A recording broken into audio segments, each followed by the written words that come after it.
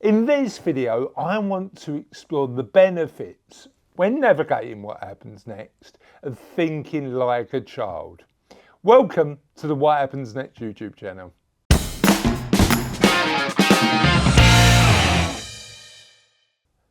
Hi there, I'm Daems and this is the What Happens Next channel. The channel designed to explore concepts to help you navigate positive change in your life if you're in your 50s and 60s and thinking about the next chapter of your life. And this channel came from a conversation I had with a client who was really considering what the next step was for him after a long successful career in a corporate organisation.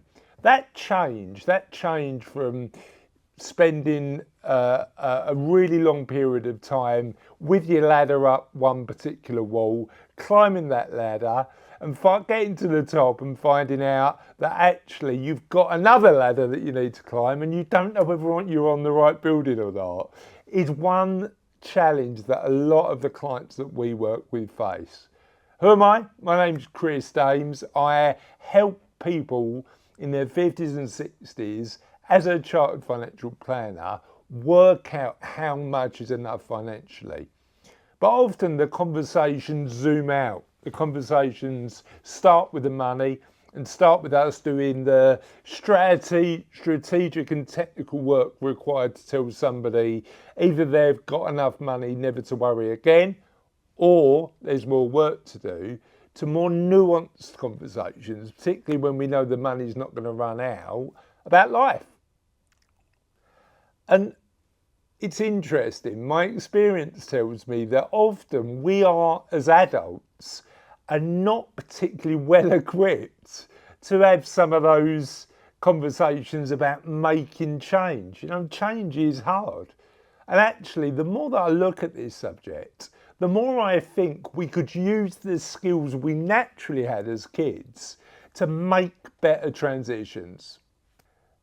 I mean, I look at my two girls when they were young. I mean, they're 20 and 12 now, but I look at my two girls when they were young and probably similar to your kids or grandkids.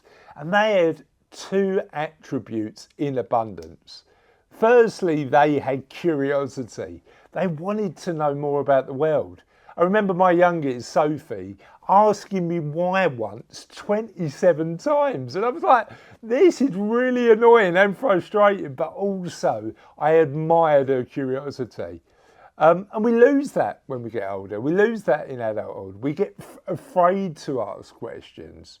But actually, when we're thinking about the change that we want to make in our own lives, when we're thinking about what happens next, refocusing that element of curiosity, I think is really important. And the other factor is imagination. Kids believe anything is possible. Kids believe the world is a wondrous and fascinating place. And as adults, often life can grind us down.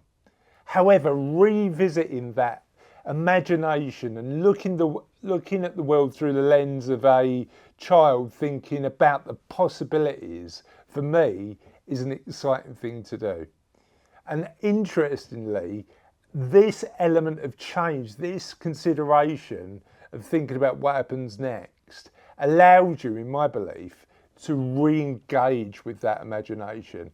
You're starting afresh, you're starting anew, and you're allowing yourself to think about if anything could happen in this chapter of your life, what would you want that to be?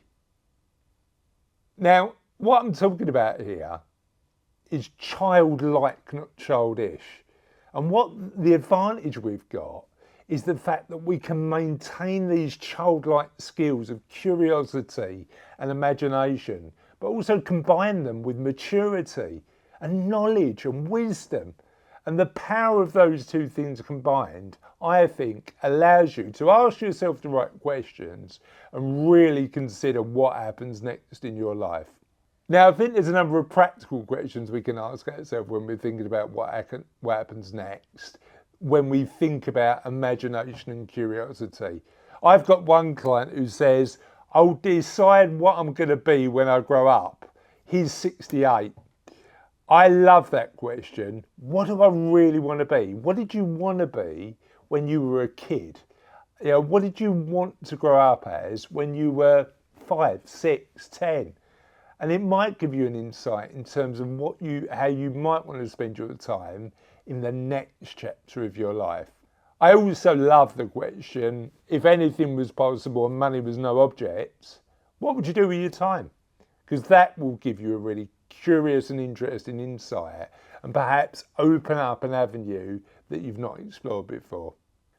But then you've got to get practical. So the question to ask yourself is, if anything was possible, what would be the first logical and natural small incremental steps towards achieving that?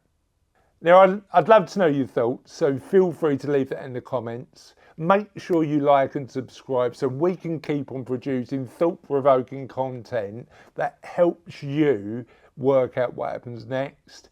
And we'll see you next time on the What Happens Next channel.